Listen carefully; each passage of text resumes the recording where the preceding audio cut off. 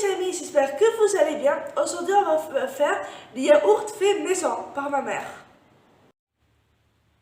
Alors voilà tout le matériel dont nous allons avoir besoin pour faire nos yaourts maison. Une yaourtière, donc la nôtre comporte 8 pots. Un grand verre doseur sert en fait de récipient pour mélanger avec une cuillère. 1 litre de lait entier pasteurisé.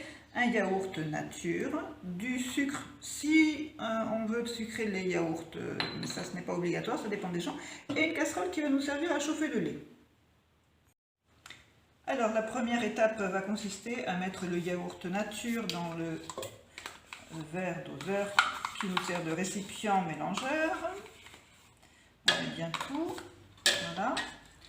Ensuite, alors je vais enlever la valeur du pot de yaourt comme lait, c'est-à-dire que voilà la même dose, parce que sinon ça ne logera pas dans mes pots de yaourt, parce que vraiment les pots contiennent 1 litre, donc je la mets de côté et Kenza la boira au petit déjeuner demain. Voilà. Ensuite, donc je vais verser l'intégralité du lait dans la casserole. Je fais doucement, sinon ça a tendance à me gicler dessus. Voilà.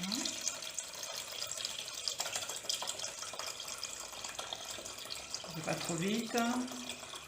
Alors, petite astuce, mais je ne le fais pas tout le temps, pour éviter que justement qu'il y ait des giclées, c'est de faire un petit trou ici avec un couteau pointu, mais vous avez du temps, n'est-ce pas? Nous aussi. Non, c'est fini. Voilà, et je vais mettre le lait à chauffer. Alors voilà, j'ai donc mis le lait à chauffer. Bon, sur un grand feu, ça va aller plus vite. Il ne doit pas chauffer très longtemps. Il faut faire attention, ça va assez vite. Et alors, pour savoir si le lait est assez chaud pour les yaourts nature, l'astuce, c'est de mettre son petit doigt à l'intérieur. Bon là, bien sûr, je viens de le mettre, donc ça ne va pas être assez chaud, mais pour vous montrer. Vous mettez votre doigt que vous aurez préalablement lavé, n'est-ce pas?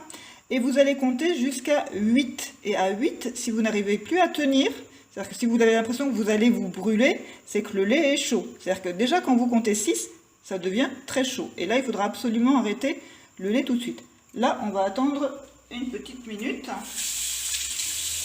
Je viens de me rincer le doigt. Et pendant ce temps, nous allons ouvrir les pots de yaourt et mélanger le yaourt avec le sucre. Là, j'ouvre tous les pots de yaourt de façon à aller assez vite tout à l'heure, afin que le lait ne refroidisse pas trop, même si il fait bien chaud dans la maison et que ce n'est pas comme en hiver. Voilà. Deuxième astuce, le yaourt, il faut vraiment bien le mélanger de façon à ce qu'il soit très crémeux. Le mélange se fera mieux avec le lait.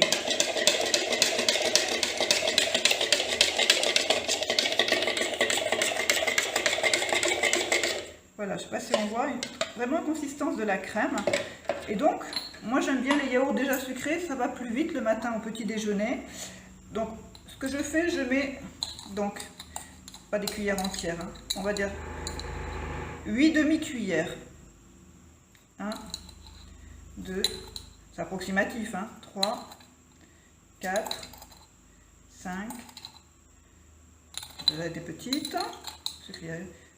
6, 7, et la 8e, elle était petite, allez, j'en rajoute un tout petit peu, et 8, et je mélange.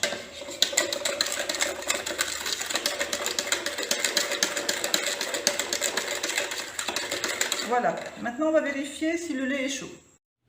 Alors maintenant je vais tester la température du lait. Faites attention, hein, ne vous brûlez pas, allez-y doucement. Hein. Je compte. 2, 3, 4, 5, 6, 7, 8. Voilà, 8, je suis obligée. J'éteins le feu.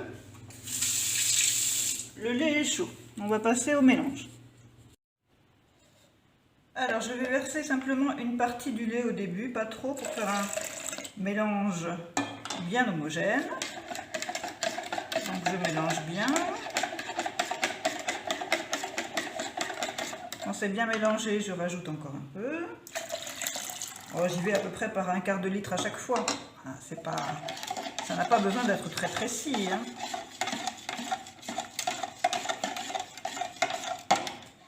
Donc ça fait combien de temps, Kenza, qu'on fait les yaourts nous-mêmes? 1 an à peu près? Ouais. Donc j'ai bien testé, hein, j'en fais une fois par semaine, enfin tous les 4 jours.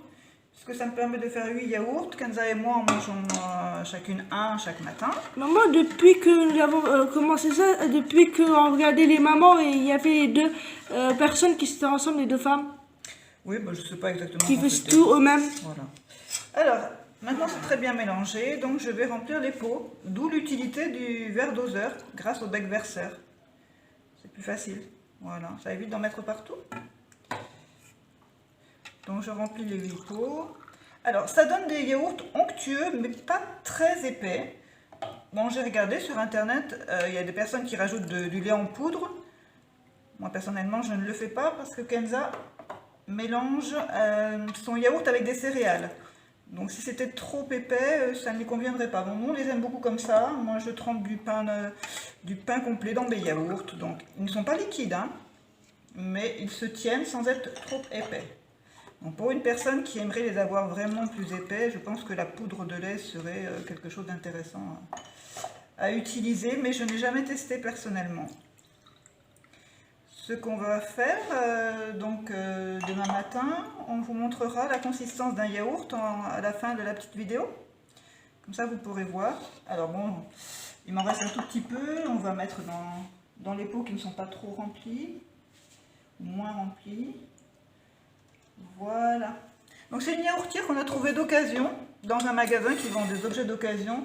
On l'a payé vraiment peu cher. C'était 15 €. C'est une cèpe d'origine qui doit avoir un certain âge, vu sa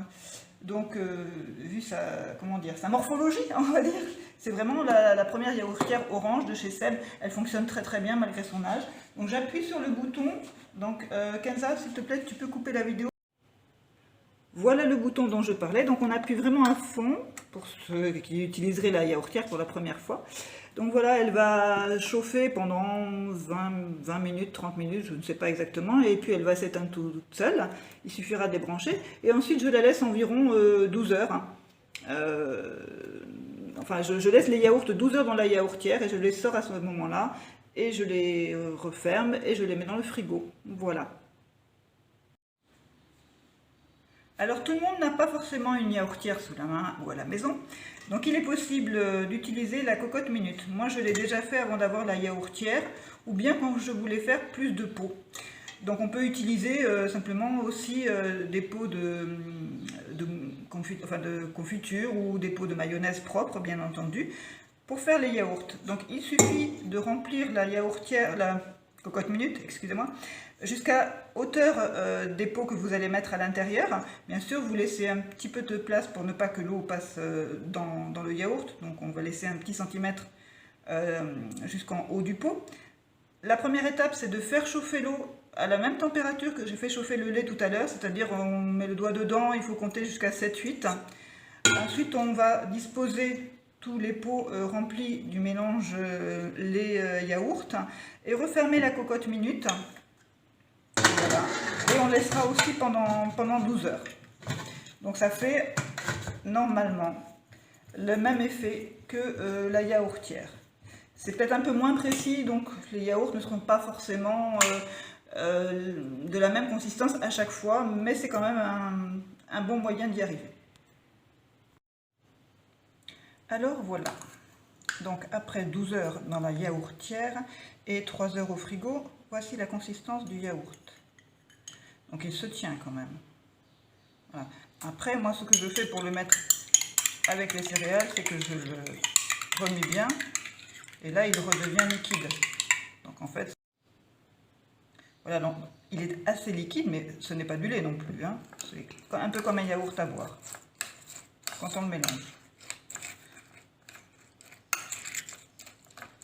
Voilà, bon, c'est l'heure du petit déjeuner. Si la vidéo vous a plu, mettez un like, partagez-la et abonnez-vous.